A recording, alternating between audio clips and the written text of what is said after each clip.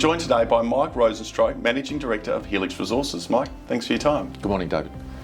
Drilling for copper near Cobar in New South Wales recently announced some exciting shallow results. Why were they so exciting and what do they tell you? They're high grade. They're within the resource envelope. This is a resource that was estimated in 2010. Remember, there's been no work done on this prospect since 2013 until sort of the new Helix team came on board. And here we are drilling within this resource envelope, 1.5 million tonnes at 1.2% copper. And in that announcement, we've been getting really high grade results. Compared to that, we've got 6 metres at 4.7% copper within 10 metre zone at 3.2% copper. So we're pushing the grade up.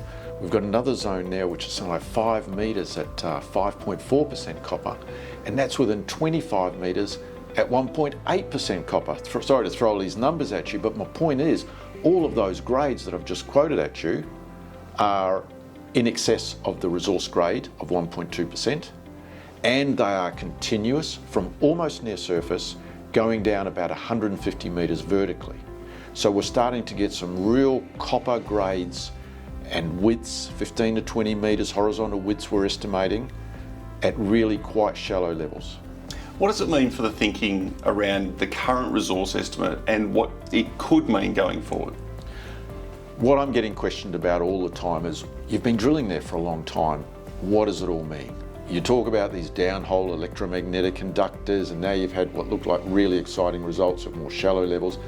You know, bring it all together for me, Mike. So I guess what I would say is that from the drilling that we've been doing over the last 12 to 18 months, I'm really confident that the resource upgrade that we look to have out in the June quarter of this year will be a significant improvement on that 2010 mineral resource estimate. And with an updated mineral resource estimate, that gives us the bones of data to start thinking about exploitation, about commercialising this deposit. Is it, are we able to develop it? And what are the steps involved in doing that assessment?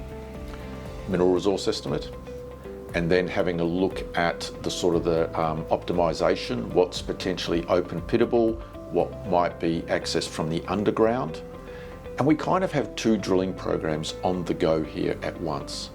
We've been drilling that shallower mineralisation that I described earlier, down to about 150, 200 metres, but we've also got these deep, higher grade shoots that we've also been reporting. I think in early February we reported a 14 metre zone bang on where these very intense conductive anomalies have occurred.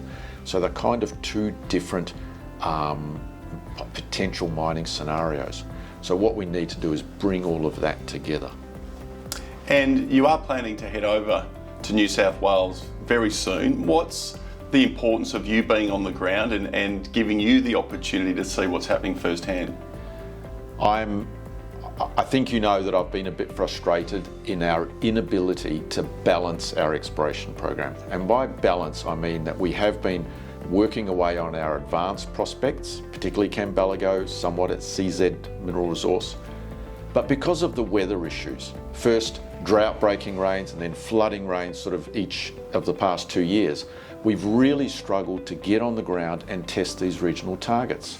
And recently, I think in the last conversation with you, I was banging on about regional targets and how important it is, because real shareholder returns come from adding copper tonnes, and there's no better way to add real copper tonnes than a new discovery. And I'm really excited because when I was there in January, the ground is drying, and now we have quite a few field crews out on those regional targets. We're going to put another auger rig out there. We've got the geophysical crew coming up. We've got a whole range of high priority targets which we reported probably 18 months to 2 years ago and we've done no work on. So in terms of me going on site, am I going to be much use looking at those regional targets? Probably not. I've still got a bit of a geological eye, but in terms of the strategy, helping the guys prioritise areas, sometimes just getting involved in the landowner discussions, and also being able to distill down the technical information that the team's giving me and being able to relay that to our investors, to our shareholders, through forums like this, I think is really important as well. So you guys better watch out, because there's going to be a lot of video coming at you over the course of the next few weeks, and hopefully some positive regional exploration news amongst that. You have also recently announced a potential spin out of your cobalt and nickel assets. What's the thinking behind that and the assets you're proposing to put into that vehicle? Yeah, Ionic Metals is the name of that holding company, and I think the technical assessment of nickel cobalt mineralisation in a laterite host is technically different to how you would approach exploring for copper in our setting. I think the exploration for these laterite nickel cobalt deposits is reasonably straightforward. I don't mean to sound arrogant or presumptuous on that. The essential elements of that are to get the mineralogy right and to understand the process options. So straight away I'm thinking that it's better to have one exploration team focused on the copper and another sort of exploration and then possibly a pre-development type team taking on the nickel and cobalt. I also think that the two ventures may attract different capital inflows to fund those activities. I'm always going on about focus, and so here I am with this laser beam focus on copper. Yes, we're kind of interested in gold. We certainly have gold opportunities. And so let's have focus on the nickel and cobalt for the reasons that I've said. Now, in the early stages of the exploration, there will be some terrific synergies in terms of the work we're doing. And one of the other things I hope to get out of my visit this weekend to site is to start the planning and to understand what we're doing, and we're going to do a drilling program on some of our advanced prospects. So if I just round out on that, we've got a resource at Homeville, which is 18 million tonnes at 0.9% nickel, 0.06% cobalt. Now, that's a terrific grade. That's probably one of the higher grade laterite deposits in that region, but it's short on tonnes for a capital intensive process flow sheet. If you were to look at the material that we released a week or two ago in regard to Ionic, you'd see that we've got at least half a dozen really good targets around that Homeville deposit, which have got significant, wide, shallow, high-grade nickel and cobalt intercepts. And then we've recently done a deal, an option agreement with a private exploration group that really complements our project profile. It puts both new advanced and earlier stage prospects into the Ionic sphere, and I think there's some more consolidation that we can do yet so that we get a tight project profile in terms of geography, which I think is essential for these types of deposits, and it gives us a real crack at being able to get those resource tonnes up 3, 4, 5 times to where they need to be to justify a good hard feasibility type study of that nickel cobalt project. Still early days in the proposed IPO plan. What's the timeline and when do you expect more information to be known?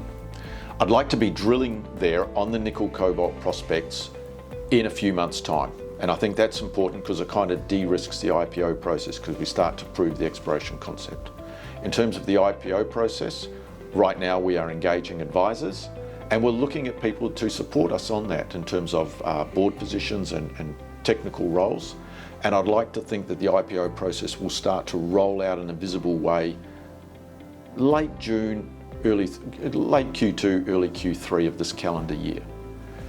And I think there is still some further opportunities in a regional sense to, as I said earlier, to bring in more prospective nickel cobalt ground in the area. And I think that's the kind of news flow that we'll see in the next 2 to 4 months. Looking ahead, what's the plan for the next 6 to 12 months and what should investors be focused on? We've got 2 advanced prospects, Cambalago and CZ, and we've got the mineral resource estimate coming out at Cambalago, and like I said, I'm quite optimistic that that will be a good uplift in the contained copper in that area. We're also going to be drilling the other advanced prospect that we have at CZ. Drilling, that generates news, it engages people. Drilling is ongoing, and so that's one thing to watch out for. But as I alluded to earlier in this conversation, regional exploration. Now those stories aren't as compelling, but if we can start to join the dots on potential discoveries on these regional prospects. Let me just give you one example. We flew the VTEM a couple of months after I started with Helix back in 21, and that aerial geophysical survey found several brand new conductive anomalies. One of them apparently looks exactly like Eris's constellation discovery anomaly to the north of us.